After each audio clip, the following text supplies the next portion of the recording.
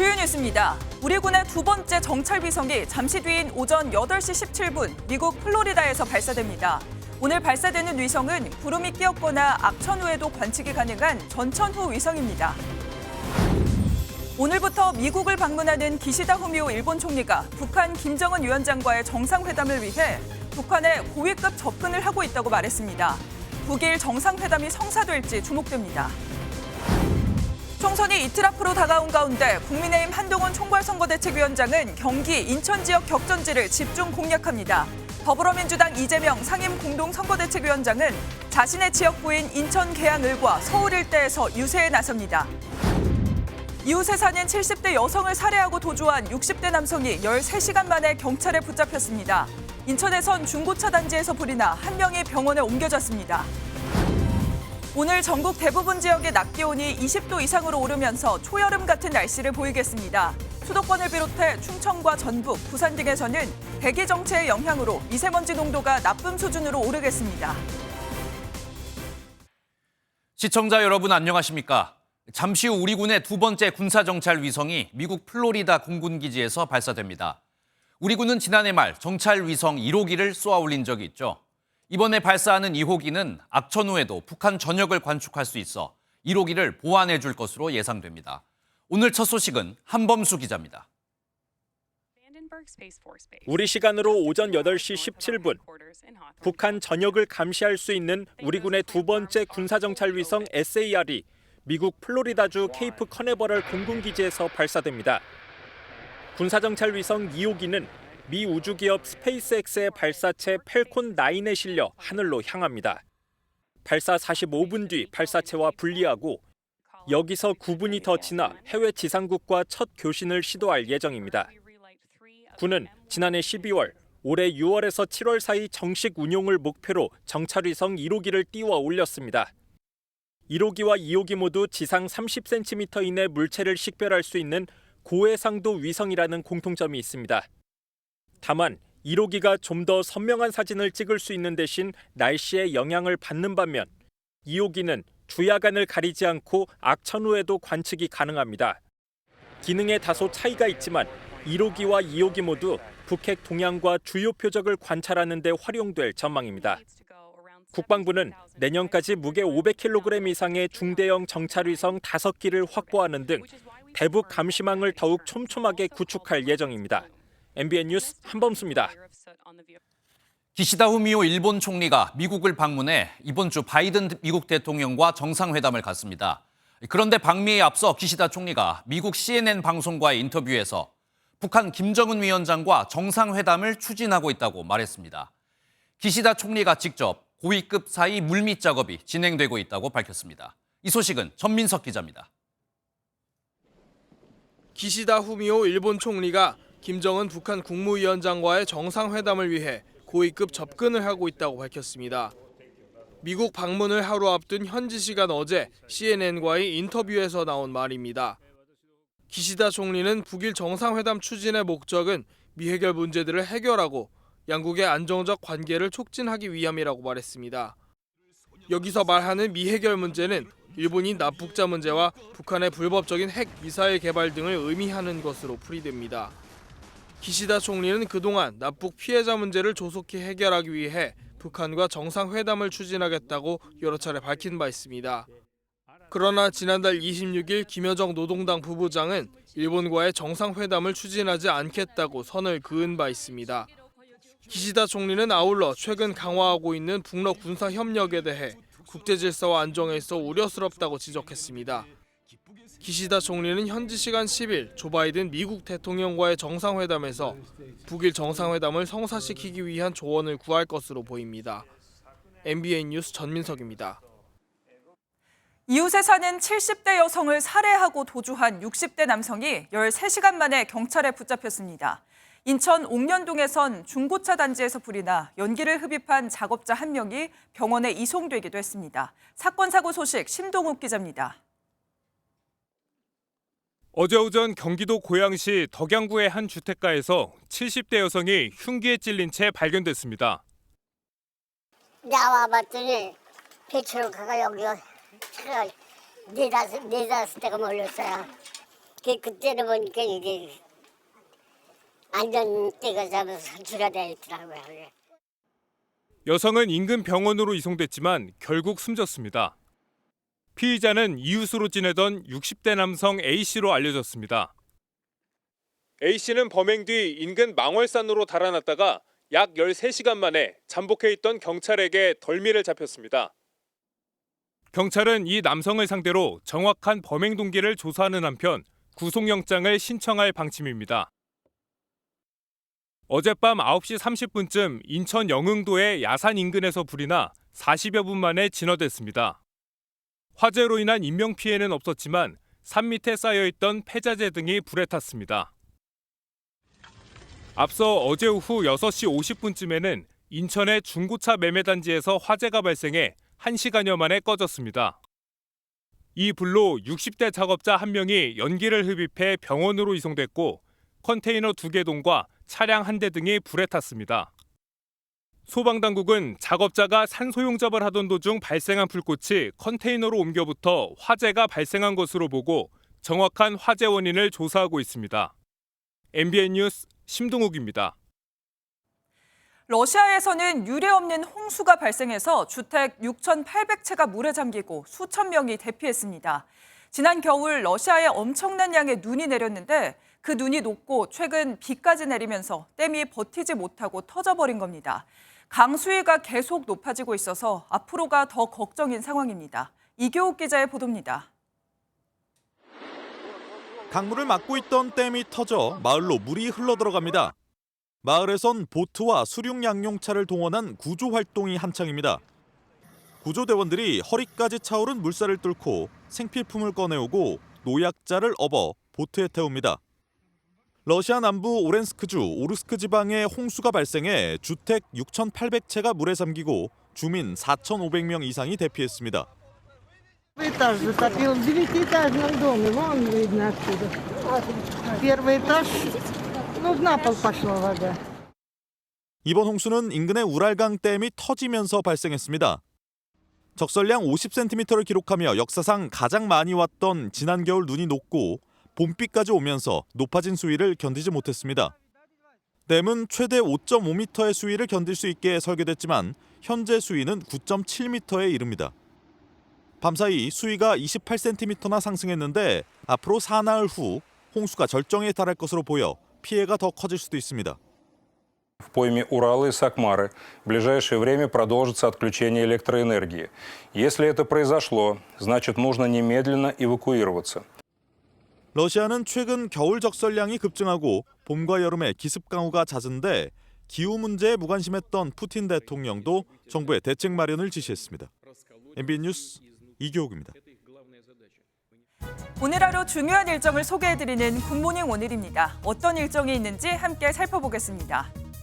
한동훈 국민의힘 총괄선대위원장은 오늘 경기 인천 지역 격전지를 방문해 후보들을 지원합니다. 이재명 더불어민주당 상임선대위원장은 자신의 지역구인 인천 계양을과 서울 일대를 돌며 유세를 합니다. 새마을금고에 대한 정부 합동감사가 오늘부터 시작됩니다. 정부는 합동감사에서 새마을금고의 건전성 악화의 주요 요인인 부동산 관련 대출 관리 실태와 내부 통제 체계, 대출의 용도의 유용 등을 중점적으로 들여다볼 예정입니다. 쌍방울그룹의 대북 송금 의혹으로 기소된 이화영 전 경기도 평화부지사에 대한 1심 결심 공판이 오늘 열립니다. 지난 4일 열린 재판에서 이 전 부지사 변호사 측이 최종 변론을 준비하지 못해 검찰 구형은 오늘 이뤄지게 됐습니다. 지금까지 굿모닝 오늘이었습니다. 의료계와 정부의 갈등이 좀처럼 끝나지 않고 있습니다. 의료계 주요 단체들은 이번 주 합동 기자회견을 열기로 했는데요. 대통령 담화 이후 결집에 나서는 모양새입니다. 한편 경북대 등 일부 의대들은 오늘부터 다시 수업을 재개하기로 했는데 이 의대생 복귀에 분수령이 될 전망입니다. 먼저 김민수 기자입니다. 박단 대한전공의협의회 비대위원장이 지난 4일 윤석열 대통령과 만난 지 사흘 만에 의협 비대위 회의에 참석했습니다. 그 회의 어떻게 좀 참석해 주셨는지 간단하게 한 말씀 좀 드릴까요? 3시간의 비공개 회의 후 의료계는 이번 주 중에 3개 단체가 합동 기자회견을 열어 일관된 목소리를 내겠다고 밝혔습니다. 대한의사협회 비상대책위원회가 중심에 있고 나머지 여러 단체들이 같이 힘을 합쳐서 움직이고 있다. 이것을 다시 한번 천명하기 위해서 비대위는 또 전국 의대에 증원 인원 2,000명을 배정하는 절차를 철회하면 정부와 대화에 나설 수 있다고 밝혔습니다. 또 그런 진정성이 보여야 전공의들과 학생들이 제자리로 복귀할 수 있는 시발점이 될 수 있을 것으로 여기고 있습니다. 한덕수 총리는 2,000명이라는 숫자에 매몰되지 않는다라는 입장을 거듭 강조했습니다. 이런 가운데 경북대와 전남대, 가천대, 전북대 등 일부 의대들이 수업을 재개하기로 했습니다. 4월 중순이 지나면 1학기 학사 일정을 소화하기 어려워 집단 유급 사태가 우려되기 때문입니다. 이에 따라 의대생들이 학교로 돌아와 수업에 참여할지가 의료 대란 사태에 영향을 줄 것으로 보입니다. MBN 뉴스 김민수입니다. 하지만 의료계에서는 연일 강도 높은 발언들이 쏟아지고 있습니다. 대통령을 일진, 조폭에 비유하거나 문과 출신 지도자들이 나라를 말아먹었다는 말까지 나오고 있습니다. 이어서 김태형 기자입니다. 정부의 의대 증원에 연일 반대하는 목소리를 낸 노환규 전 대한의사협회장이 이번에는 자신의 SNS를 통해 정부와 여야 인사들을 직격했습니다. 노 전 회장은 전현직 대통령과 지금의 여야 대표가 모두 법조계 인사였다며 문과 지도자가 나라를 말아먹는다고 비판했습니다. 특히 윤 대통령과 한 위원장에 대해선 한때 지지했었는데 한때 팬이었는데라고 적었습니다.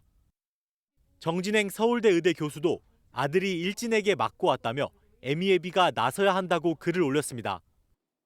전공의들을 아들에 비유하고 의대 교수들이 직접 윤 대통령을 만나야 한다는 주장입니다. 정 교수는 특히 천공까지 언급했는데 천공이 의대 증원 숫자와 관련해 의견을 밝힌 걸 비꼰 것으로 보입니다. 뭐 2천이니까 2천공에다가 맞췄대나 에레인 게 어째 그러한 아주 무식한 생각을 하는지.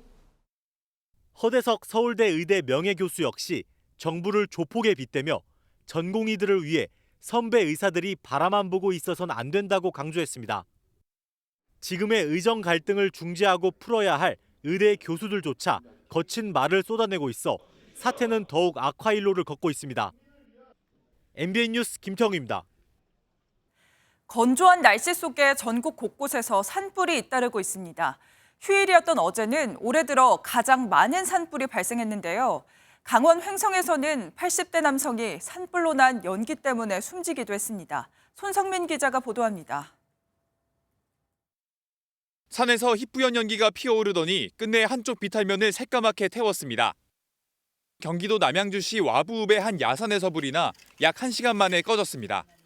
처음 도착했을 때는 소방 헬기가 이제 출동해가지고 그 진화를 하고 있는 상태였고 119도 출동을 해서 호수로다가 이제 불을 진화하고 있었죠. 산에는 마른 낙엽이 곳곳에 깔려 있고 바람까지 불고 있어 하마터면 불이 크게 번질 뻔했습니다. 이 불로 70대 여성 한 명이 다리와 얼굴에 2도 화상을 입고 병원으로 이송됐습니다. 인천 계양산에서는 등산객의 실화로 추정되는 불이나 산능선 일대가 2,000제곱미터나 탔고 강원도 철원에서는 쓰레기를 태우다 산불이 발생하기도 했습니다.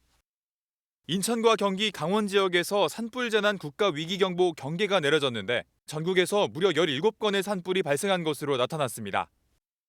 강원도 횡성군의 한 야산에서 발생한 산불로 80대 남성이 연기에 질식해 숨지기도 했습니다.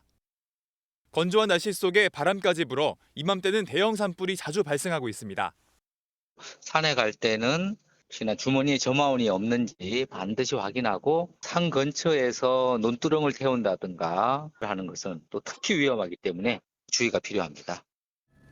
사소한 부주의로 인해 발생한 산불이라도 산불 원인 행위자는 3년 이하의 징역 또는 3천만 원 이하의 벌금에 처해질 수 있다고 산림청은 밝혔습니다. MBN 뉴스 손성민입니다. 국내 가구업계들의 충격적인 관행이 드러났습니다. 신축 아파트에 들어가는 빌트인 가구의 가격을 담합해 납품한 건데요. 입찰에 참여하기 전에 주사위나 제비 뽑기로 낙찰업체를 미리 정해놓은 사실도 적발됐습니다. 이렇게 10여 년 동안 31개 업체가 나눠먹은 금액만 2조 원에 달했습니다. 정주영 기자의 보도입니다. 요즘 신축 아파트엔 통상 붙박이 가구를 함께 설치합니다. 싱크대나 거실장 등의 빌트인 가구 특판 구매 입찰에서 31개 가구 업체가 최근 10여 년 동안 담합한 것으로 드러났습니다. 출혈 경쟁을 피하며 2조 원에 달하는 물량을 나눠 먹은 수법은 교묘했습니다. 입찰 전 주사위를 굴려 순위를 정하거나 제비를 뽑아 낙찰 예정사를 합의했습니다. 선정된 낙찰 예정사는 입찰 견적서를 미리 공유했고 들러리 업체는 이보다 높은 금액을 적어 일부러 떨어졌습니다. 담합 입찰이 끝나면 단체 채팅방에서 수고했다거나 이대로 천년 만년이라며 결의를 다졌습니다. 공정위는 이런 짬짬이로 아파트 분양원가가 올라 국민들이 84제곱미터 기준 25만 원 안팎의 분양가를 더 낸 것으로 보고 있습니다. 31개 업체에 시정명령과 함께 931억 원의 과징금을 부과하기로 했습니다. 장기간에 걸쳐 전국적으로 광범위하게 지속되어 온 가구업계의 담합 관행을 근절함으로써 국민의 주거생활과 밀접한 특판 가구 시장에서의 경쟁을 회복하는 계기가 되기를 기대합니다. 과징금이 가장 많은 한샘은 책임을 통감한다며 구시대적인 담합구태를 철폐하고 윤리경영을 최우선 가치로 삼겠다고 했습니다. 이번 담합건과 관련해 8개 가구업체와 전현직 임직원 12명은 형사재판을 받고 있습니다. MBN 뉴스 정주영입니다. 요즘 저렴한 가격을 앞세운 알리나 테무 같은 중국의 해외 직구 플랫폼 이용하시는 분들 많으실 텐데요. 그런데 여기서 판매하는 초저가 장신구 제품에서 기준치의 700배에 달하는 발암물질이 검출됐습니다. 이승훈 기자입니다. 중국의 해외 직구 플랫폼 알리와 테무에서 판매하는 제품들입니다. 반지와 팔찌, 귀걸이 등 흔히 볼 수 있는 장신구로 배송비를 포함해 평균 약 2,000원가량의 초저가 상품들입니다. 그런데 이들 플랫폼에서 주문한 상품 4개 중 1개에서 발암물질이 검출됐고 이 중 카드뮴이 기준치의 700배가 넘는 제품도 있었습니다. 알리익스프레스 제품 중 27%에서 테무 제품은 20%에서 유해 성분이 검출됐습니다. 제품별로는 귀걸이에서 10개 중 4개꼴, 반지에서는 3개꼴로 중금속 함량 기준 초과량이 나왔습니다. 현행법에선 카드뮴 함량 0.1% 이상, 납 함량 0.06% 초과 함유한 혼합물은 금속 장신구 용도로 사용할 수 없게 금지하고 있습니다. 최근 해외 직구가 늘어나면서 이와 동시에 발암물질이 들어간 저가품들 또한 국내 반입이 늘고 있습니다. 해외 직구가 많이 활성화가 되고 저가 제품이 많이 들어오다 보니까 착용을 하고 있을 때 우리 건강에 위험을 줄 수 있다는 부분.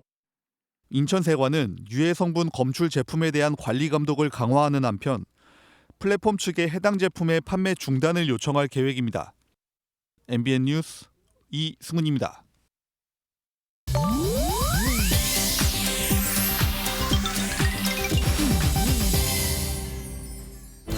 인터넷에선 어떤 소식들이 화제일까요? 인터넷 와글와글입니다.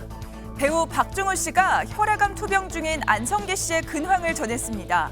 지난 주말 박중훈 씨는 SNS에 오랜만에 책장 정리를 하던 중 발견했다면서 과거 안성기 씨와 함께 찍은 사진을 공개하고 어떻게 생각해도 훌륭한 분이라며 존경심을 나타냈습니다.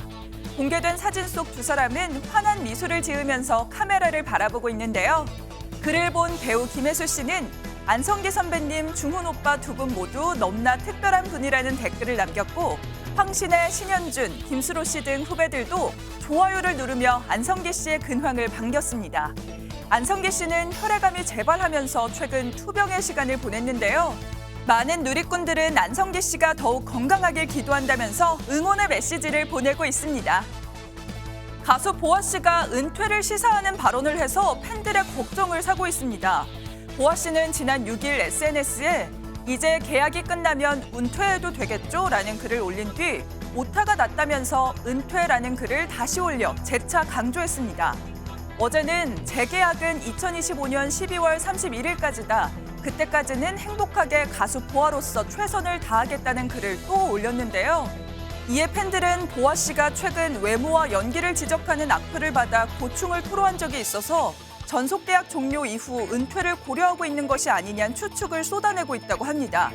2000년 13살의 나이로 데뷔해 올해 24주년을 맞은 보아 씨가 소속사와 계약 종료 후 과연 어떤 행보를 보여줄지 관심이 쏠리고 있습니다. 미국 뉴욕의 한 고층 건물에서 수십 분간 엄청난 양의 물이 쏟아지는 모습이 포착됐습니다. 외신에 따르면 현지 시간 지난 4일 뉴욕시 맨해튼의 한 고층 건물에서 세찬 물줄기가 분출되는 사고가 발생했는데요. 폭포 같은 물길은 곡선을 그리면서 약 30분간이나 거리로 쏟아졌고 이 영상이 SNS를 통해 공유되면서 누리꾼들을 깜짝 놀라게 만들었습니다. 알고 보니 해당 건물에서 소방펌프 검사를 하는 중에 발생한 사고였는데요. 신고를 받은 뉴욕 소방국이 현장에 출동해 수도를 차단했고 다행히 다친 사람은 없었다고 하네요. 인터넷 와글와글이었습니다. 정치권 소식으로 이어가겠습니다. 4.10 총선이 이제 이틀 앞으로 다가왔습니다. 사전투표가 역대 최고치를 기록했는데 여야는 각자 서로에게 유리하다는 해석을 내놓고 있습니다. 지난 21대 총선에선 사전투표 결과로 승부가 뒤집혔던 만큼 사전투표가 갖는 중요성을 의식하는 모습입니다. 보도에 서영수 기자입니다. 지난 21대 총선에서 부산 사하갑 최인호 후보는 불과 697표 차이로 승리를 거머쥐었습니다. 본투표에선 미래통합당 김척수 후보에게 뒤졌지만 사전투표에서 4,618표 앞섰던 게 컸습니다. 경남 양산을 김두관, 서울 광진을 고민정 후보도 사전투표에서 승부를 뒤집은 케이스입니다. 정말 어려운 싸움이었고 힘든 순간들도 많았지만 그래도 이렇게 마지막까지 많은 분들께서 함께 손을 잡아주시고 지난 총선에서 여야 후보가 3%포인트 이내 초박빙 승부를 벌인 지역 20곳 모두 본투표 집계에선 통합당 후보가 앞섰지만 사전투표함까지 열자 12곳에서 민주당 후보가 최종 승리를 거뒀습니다. 이번 22대 사전투표율이 역대 최고치를 기록한 가운데 전남과 전북 등 호남이 높았다는 점에서 민주당의 기대감은 커지고 있습니다. 반면 국민의힘은 민주당 양문석, 김준혁 후보 논란이 있는 경기 지역이 21대 총선보다 투표율이 높았다며 샤이 보수가 나섰을 거란 점을 강조하고 있습니다. 전문가들은 사전투표 자체가 특정 정당의 유불리로 작용하진 않지만 투표를 고민하던 유권자를 투표장으로 보내 최종 투표율을 끌어올리는 효과는 분명하다는 분석입니다. 결국은 이제 투표율의 증가로 이어질 가능성이 매우 높다고 봐요. 소위 기세 싸움이라는 게 있으니까 지지층의 결집이 지금 꼭 필요한 순간입니다. 이런 이유로 여야 모두 높은 사전투표율을 서로에게 유리하게 해석하며 지지층을 최대한 결집시켜 본 투표장으로 보내기 위해 총력을 다하고 있습니다. MBN 뉴스 서영수입니다. 국민의힘 한동훈 선대위원장은 대전과 충청을 찾아 선거를 앞두고 마지막 주말 유세에 나섰습니다. 한동훈 위원장은 민주당을 여성 혐오 정당, 성희롱 정당으로 규정하면서 야당을 강하게 비판했습니다. 유세 현장에 김도형 기자가 다녀왔습니다. 한동훈 국민의힘 총괄선대위원장이 사전투표 다음 날 찾은 곳은 대전을 비롯한 충청권입니다. 한 위원장은 집권 여당으로서 민주당과 다른 정책 추진력을 보여주겠다고 공언했습니다. 충청에 국회가 통째로 완전히 이전되면 대한민국의 중심이 옮겨지는 겁니다. 그러면 산업과 경제도 낙수효과처럼 주변에 퍼져나갈 수밖에 없습니다. 민심의 풍향계로 불리는 충청권을 닷새 만에 찾은 한동훈 위원장은 아직 표심을 정하지 못한 중도 유권자들을 향해 한 표를 호소했습니다. 야당을 향한 공세도 이어졌습니다. 막말 논란에 휩싸인 김준혁 후보를 겨냥해 더불어민주당은 여성 혐오, 성희롱 정당이라고 강하게 비판했습니다. 엽기적이어서 방송에서는 차마 틀지도 못한다고 합니다. 음담패설 이어내놓고 사람의 표정을 보고 즐기는 겁니다. 이건 성도착 아닙니까?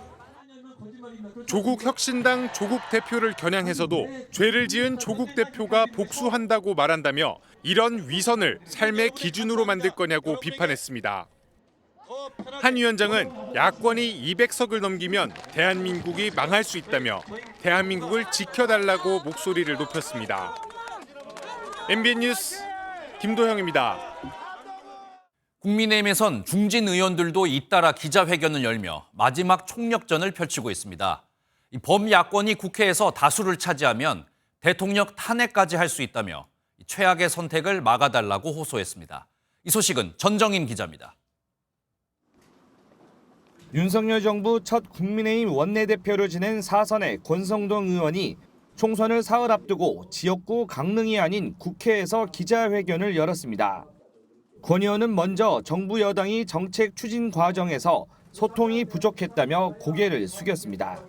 하지만 범야권이 다수당이 되면 대통령 탄핵까지 실행할 것이라며 극단주의 세력을 막을 수 있는 건 국민의힘밖에 없다고 강조했습니다.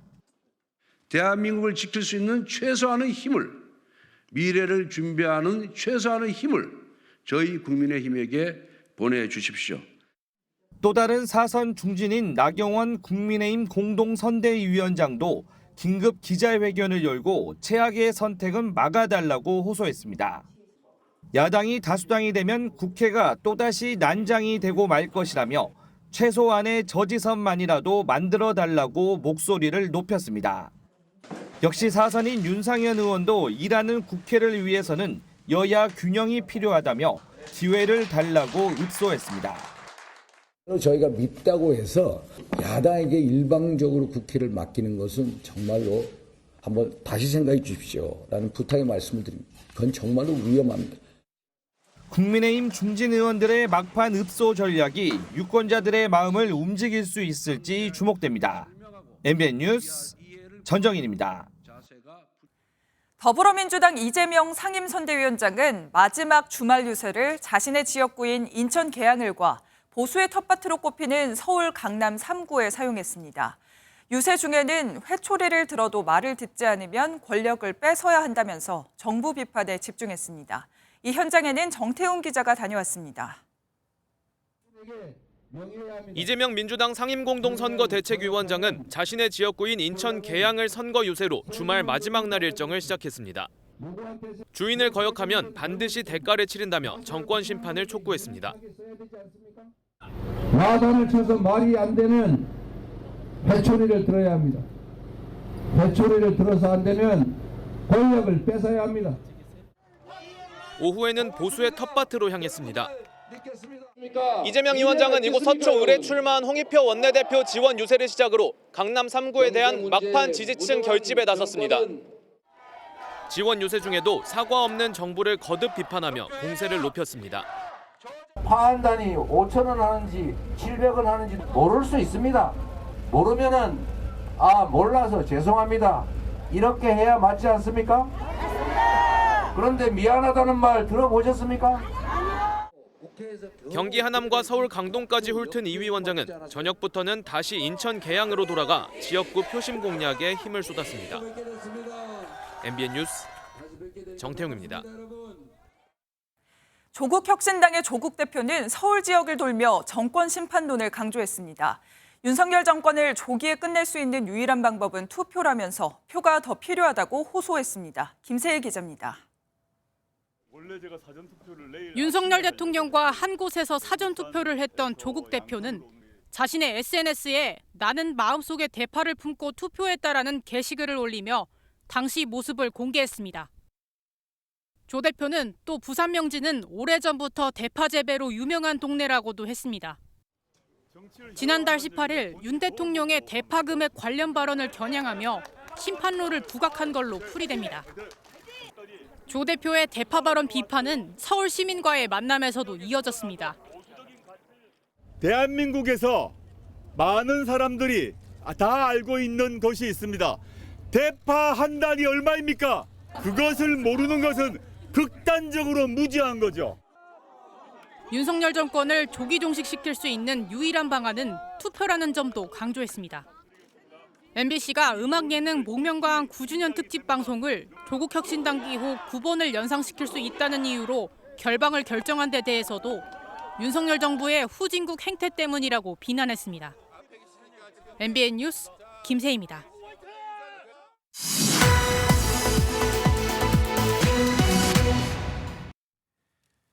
22대 총선이 이제 이틀 앞으로 다가왔습니다. 국회팀 장명훈 기자와 정치권 소식 짚어보겠습니다.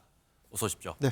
장 기자, 일단 이번 선거 한번 좀 살펴보면은 이번 선거의 특징, 경합 지역이 정말 많은 것 같습니다. 네, 맞습니다. 국민의힘과 더불어민주당은 경합지를 각각 55곳과 50곳 정도로 분석하고 있습니다. 이 50여 곳에서 승부가 갈린다는 얘기입니다.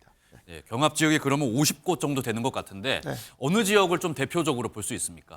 한동훈 위원장과 이재명 위원장의 선거운동 동선을 보면 경합지가 어딘지 엿볼 수 있습니다.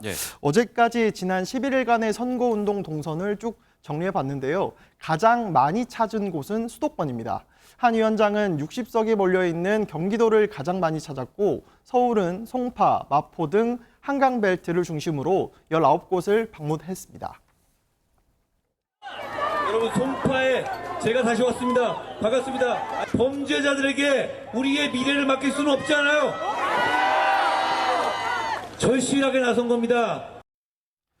네, 재판에 지역구 일정도 많았던 이재명 위원장 역시 22번 수도권을 찾았고 동작과 중성동구 등 서울을 가장 많이 찾았습니다. 성동구민 여러분, 요즘 살만하십니까?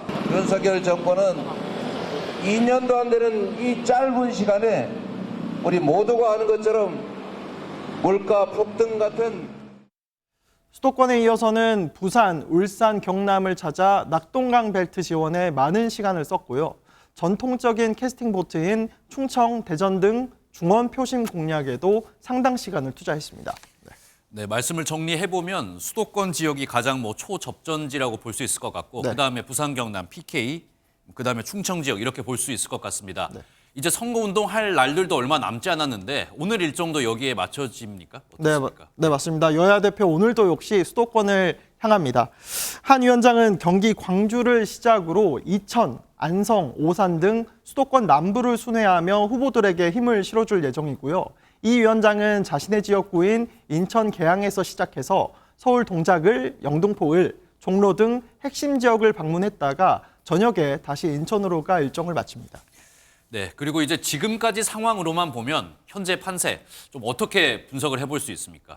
네, 최근 여론조사 그리고 각 당의 판세들을 종합해서 보면 국민의힘은 110석에서 130석, 민주당은 120석에서 150석 또는 그 이상을 확보할 수 있다는 분석입니다. 비례 의석수 포함이고요.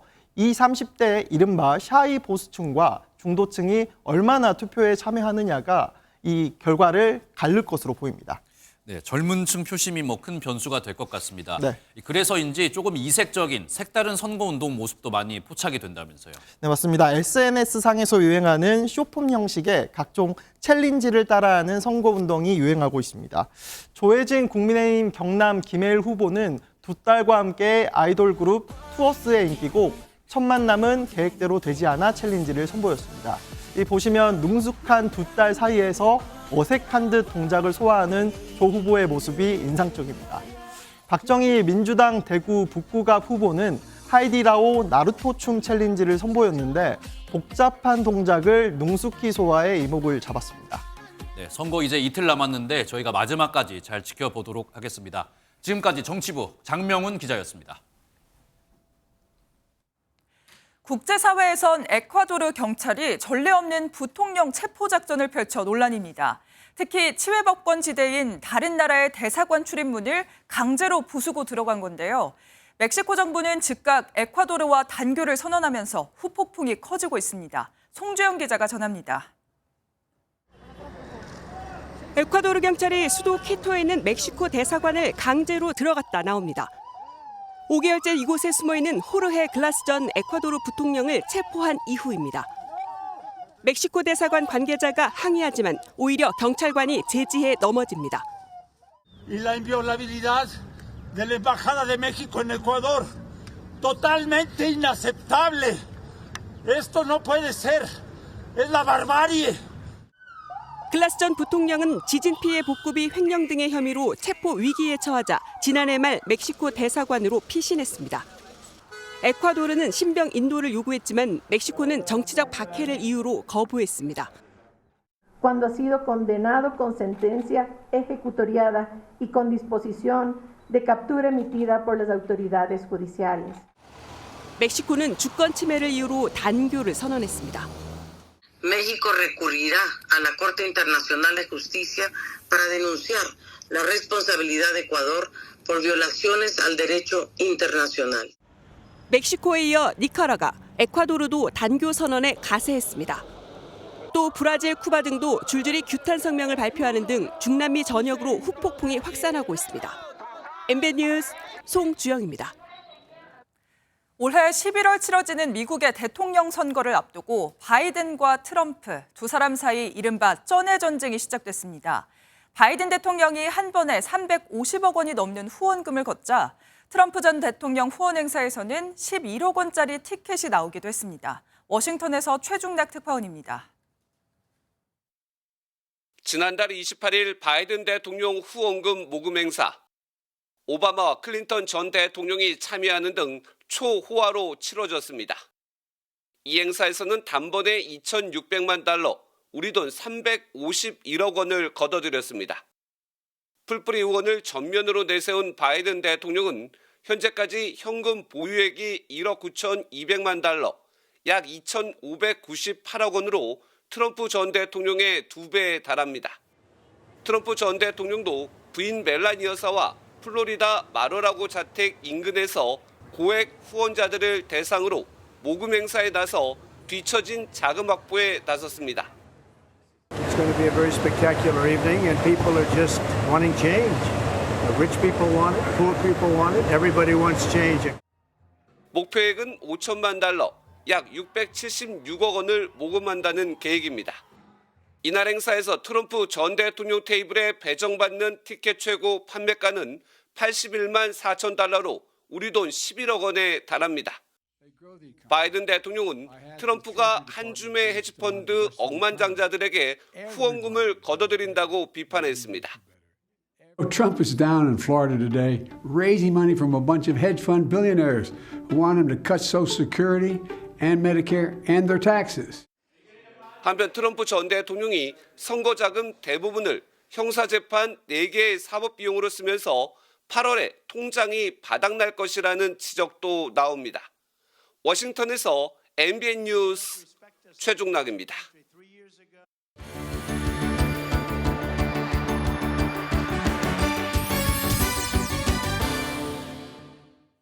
굿모닝 월드입니다. 이탈리아의 에트나산은 세계적으로 가장 활발한 활화산인데요.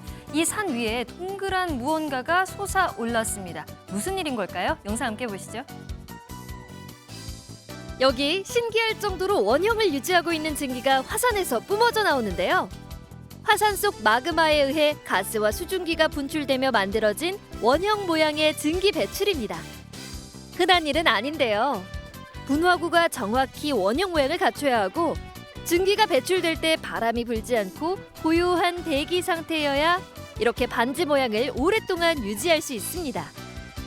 현지인들은 반지 모양의 수증기를 내뿜는 에트나산을 보고 반지의 여인이라고 부르기도 한다네요. 국제우주정거장에서 임무를 완료하고 기쁜 마음으로 지구 귀환길에 오른 우주인들이 있습니다. 무사히 지구에 도착한 우주인들의 모습을 화면으로 만나보시죠. 우주선 안에는 러시아와 벨로루시 우주비행사 그리고 나사 출신의 우주비행사가 탑승하고 있습니다. 이들이 탑승한 러시아의 소유주 우주선은 2023년 9월에 임무를 시작해 여러 우주인들을 국제우주정거장으로 실어 날랐습니다. 그리고 무사히 카자흐스탄의 우주선이 도착했습니다. 미리 기다리고 있던 스태프들과 취재진이 맞이해줬고요. 착륙한 우주선 캡슐 안에 타고 있던 사령관은 건강한 모습으로 미소를 지어 보이는데요. 이들은 귀환하자마자 모두 건강검진을 받았고 다들 비교적 건강한 상태였다고 하네요. 보츠와나의 한 초원에서 코끼리들이 휴식을 취하고 있는데요. 평화로워 보이지만 이 코끼리들이 논란의 중심에 섰다고 합니다. 어찌된 일인 걸까요? 이곳은 남아공 북쪽에 위치한 나라 보츠와나. 13만 마리의 코끼리가 서식하는데요. 전 세계 코끼리 개체수의 3분의 1이 있고 코끼리 사냥을 국가의 관광 상품으로 삼고 있는 곳입니다. 그런데 독일 환경부가 코끼리를 사냥해 코끼리 상아 등 기념물을 가지고 입국하는 걸 금지했는데요. 이에 보츠와나가 매년 7,000마리씩 개체수가 늘어나는 코끼리 때문에 농작물이 황폐화되는 걸 막으려면 코끼리 사냥이 금지돼선 안 된다고 반박했습니다. 2만 마리를 그냥 보내줄 테니 코끼리와 함께 공존하는 건 생각보다 어려운 일임을 몸소 느껴봤으면 좋겠다는 말도 했다는데요. 부유한 서방 국가의 도덕의식과 저개발국의 생존 사이 서로의 생각이 엇갈리는 모습이네요. 지금까지 굿모닝 월드였습니다. 하늘 높은 줄 모르고 치솟는 사과값을 잡는 사이에 이번엔 양배추 값이 무섭게 오르고 있습니다. 이상기후의 영향으로 한 달 사이에 가격이 25%나 급등한 건데요. 다만 정부는 전반적인 농산물 가격이 이번 달부턴 조금씩 안정될 것으로 기대하고 있습니다. 고정수 기자의 보도입니다. 서울의 한 대형마트는 양배추 한 포기를 약 3,200원에 팔고 있습니다. 대형마트 자체 노력으로 평년 수준이 유지되는 건데 사실 공급 여건은 그렇지 않습니다. 양배추는 주요 산지에 2월부터 비가 잦았고 일조량이 감소해 작황이 좋지 않았습니다. 농산물 유통정보 기준 양배추 값은 4,800원 선으로 한 달 새 25% 넘게 올랐고 지난 1일엔 무려 8,000원에 육박했습니다. 양배추가 한번 사두면 꽤 오래 먹을 수 있는 작물이거든요. 그래서 많이 자주 구입하는 그런 상품인데 예전에 비해서는 많이 좀 손이 안 가게 되는. 배추값도 작황 부진해 한 달 전보다 9%가량 비싸졌습니다. 대대적인 정부 지원으로 그간 물가를 올린 사과 소매가는 같은 기간 18% 정도 떨어졌지만 여전히 사각이 있는 셈입니다. 다만 정부는 이번 달부터 공급 여건이 개선될 것으로 전망하고 있습니다. 4월부터 기상 여건이 개선되고 정책 효과가 본격화되면서 추가적인 특이 요인이 발생하지 않는 한 3월에 연간 물가의 정점을 찍고 일조량이 늘고 수박과 참외 등 대체 과일이 본격 출하하는 점도 공급 여건 개선 요인으로 보고 있습니다. MBN 뉴스 고정수입니다.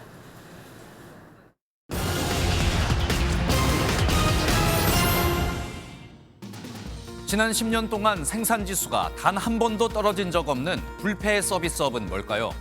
불패 서비스업은 금융, 보건, 사회복지, 부동산, 그리고 임대업으로 나타났습니다. 금융업은 비대면 금융 확대가, 보건업은 인구 고령화가 성장을 이끌었고 모두 수출 대신 내수가 중심이 되는 업종들이었습니다. 지식산업센터와 상가 같은 수익형 부동산이 최근 경매 시장에서 외면당하고 있습니다. 올해 1분기 법원 경매에 나온 전국 지식산업센터는 지난해보다 88% 급증했는데 낙찰률은 떨어지고 있습니다. 앞으로 준공을 앞둔 지식산업센터가 많은데 임대 수요는 계속 줄어서 경매 물건은 앞으로도 늘어날 것이란 분석이 나옵니다. 인공지능 AI 열풍이 가전업계에 신바람을 불러일으키고 있습니다. 백화점 가전 매출이 지난달 20에서 30% 늘었고 특히 에어컨이나 세탁 건조기 같은 AI 접목 제품의 판매가 늘어난 영향인데요. 가정 안에 AI 기술을 심는 스마트홈의 유행이 배경으로 분석되고 있습니다. 지금까지 굿모닝 경제였습니다. 프로축구 명문 전북 현대가 감독 사퇴라는 극약 처방 이후 맞은 첫 경기에서도 패배하면서 개막 첫 승 신고에 실패했습니다.